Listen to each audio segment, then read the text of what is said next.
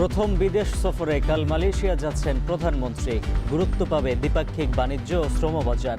চীন সফরে তিস্তা ব্যবস্থাপনা সহ 2 চুক্তি ও 12টি সমঝোতার আশা। তিস্তাতে আলোচনা হবে বলে আমরা তো ধরবো সে প্রসঙ্গ।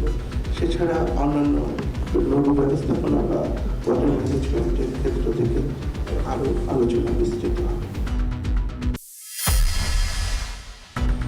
আওয়ামী লীগ মাফিয়া পার্টি মন্তব্য স্বরাষ্ট্রমন্ত্রীর। প্রতিষ্ঠাবার্ষিকী ঘিরে অস্থিরতা বন্ধে পুলিশকে সতর্ক থাকার নির্দেশ। বেনজিরকে দ্রুত ফিরে পাবার আশা। সীমান্তের ওপার থেকে উস্কানি দেয়া হচ্ছে। খুলনায় 11 দলের সমাবেশে জামায়াত আমিরের অভিযোগ, গণভোটের রায় বাস্তবায়ন না হলে রাজপথে নামার হুঁশিয়ারি।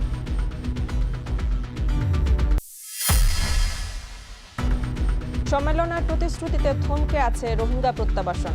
দীর্ঘ প্রতীক্ষার দোলাচলে কক্সবাজারের শরণার্থী শিবিরে বেড়ে উঠছে নতুন প্রজন্ম।